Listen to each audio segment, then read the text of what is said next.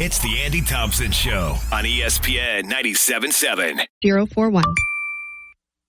Crimson Cliffs Mustangs.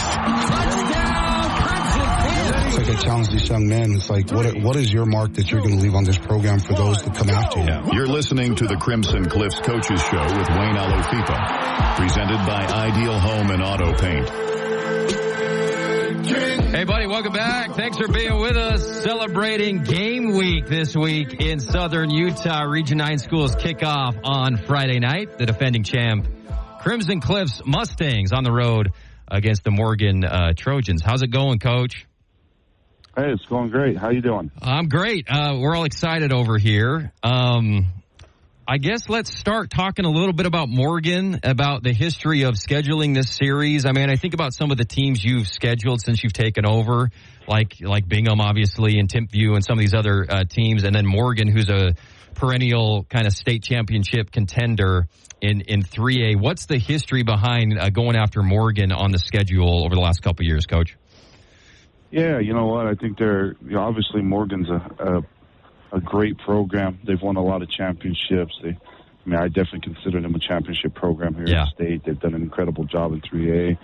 But yeah, funny enough, I got to stand on the sideline there for the state championship game against Juab when they held it here at Utah Tech 2 years ago. And stood there and watched them, and I thought, you know what? We were playing them next. We played Desert Hills next after that game, and I just thought, man, that's a really good program. I'd love to play them, and I knew they hadn't lost for like 2-3 years, and I thought, man, that'd be a really good game for us. So, and it has been. They're a really good team, well coached, incredible program.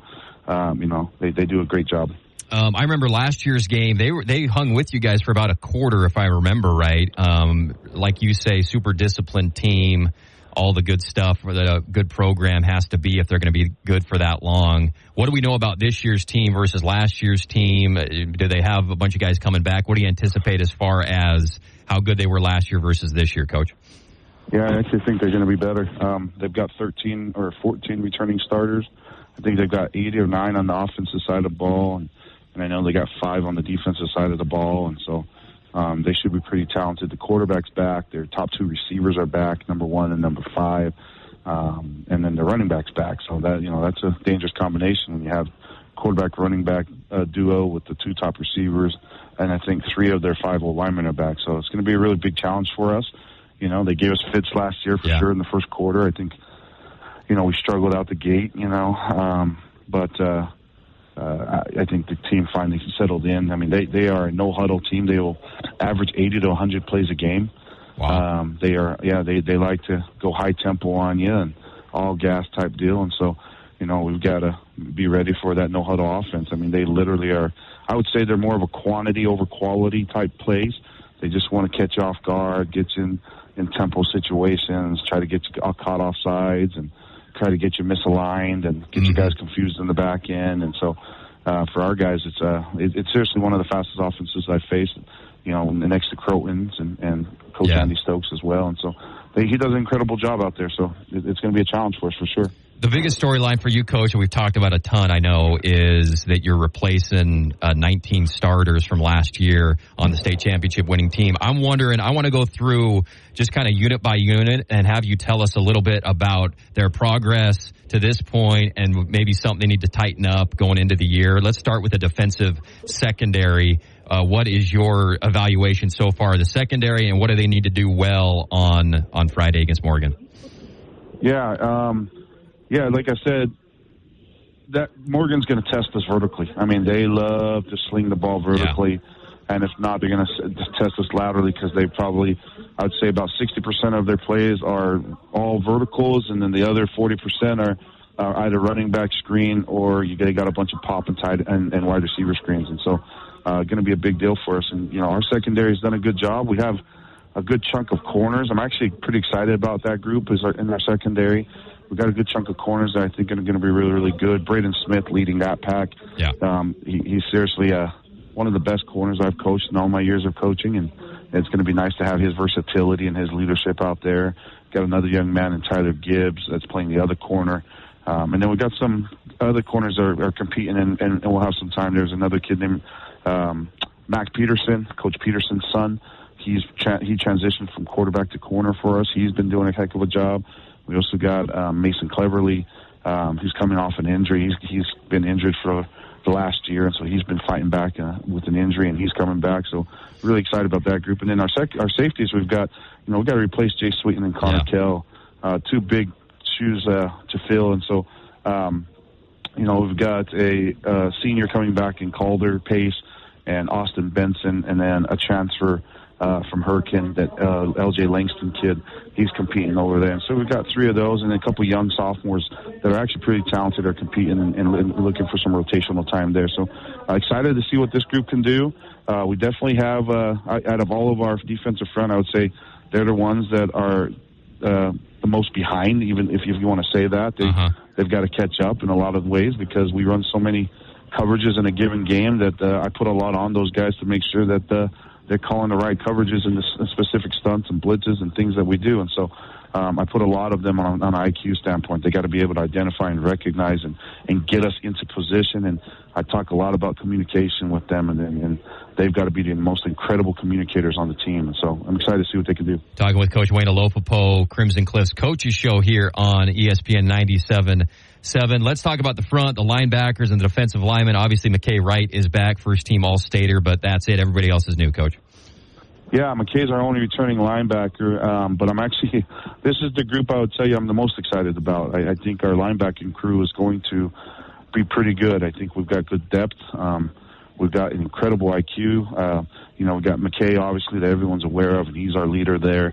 But then you got Max Griffiths, who's, honestly, Max's IQ is pretty up there, and it's pretty impressive what he's been in a backup role the last couple of years, and he's also was fighting some injuries, and now he's back fully healthy. So, he's a 6'3", 210 body that's going to do a lot of damage, and he's going to do some great things for us. And then we've got a new starters at our outside backers. We've got a kid named Joshua Alvey, who's about 6'2", 210, and he's doing a great job coming along.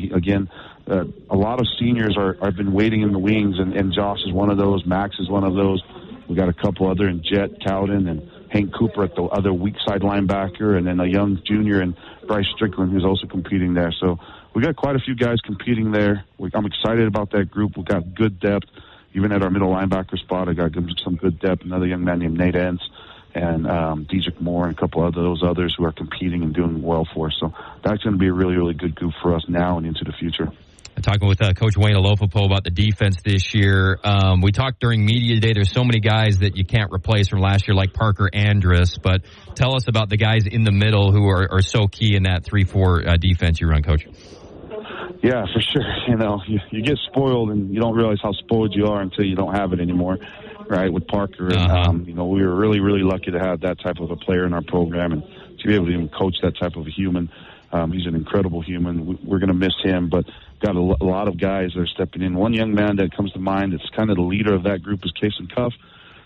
He's been waiting again. He's rotated a little bit last year, but he'll be the leader of that group. He's a senior. We've got another senior in Crew Butler, and then we've got another senior at nose guard in Keegan Barrow and Phoenix Dennett. Those two are kind of rotating at our nose guard position. Then I got some young guys that are, I got actually a true freshman that's going to get some rotational time. Oh, wow. Actually, Major Stokes is Coach Andy Stokes' boy. He's about 6'3.5", 6'4", about 210, 212, 15. Wow. And he's going to get some rotation at our DN spot. And so got some good depth there. So, we've got a lot of guys competing there. Another young man, Hagen Christensen.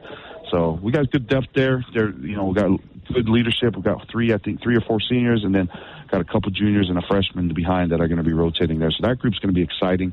The best thing about them, right, they don't have the strength of Parker Andrus, but they're motor guys. They're all about anywhere from 6'2" to 6'3". They're slender, but they're motor, outwork you type dudes that just don't stop. And so I'm excited to see what that group's going to do for us this year. Let's transition to the offensive line, Coach, and I'll ask you about the skill players on offense. Tell us about the big guys up front on the offensive side of the ball. Yeah, we lost a lot of guys from last year. But we had the same old story, right? We've had a lot of guys waiting in the wings for their opportunities. Easton Webster's the only one returning from that group from last year, our center. But we've got young men like Taysom Wilkerson. We've got another young man named Kenan Morris who's competing. We've got a sophomore that's competing there.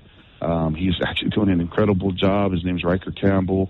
And then a couple other seniors that are just trying to that group is a highly competitive group right now. We've got 9 guys that we think can play for us there.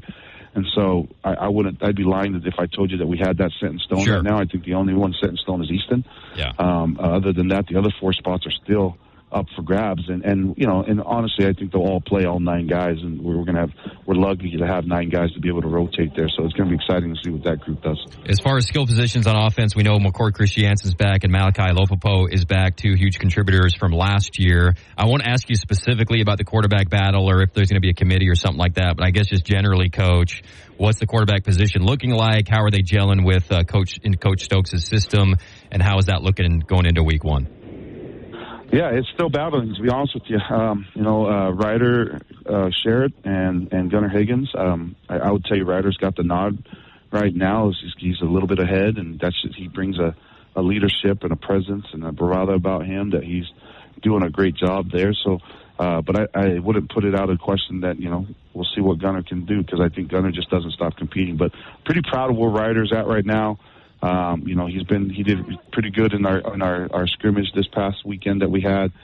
Both of them did pretty good, and so we're actually just excited to see how they can do that in real game scenario, and then we'll kind of just continue to play it by ear and let them compete it out and see where the dust settles with that. One of my favorite shows, Coach, is Last Chance U, and one of my favorite things is watching the chaos on the sidelines in some of these games.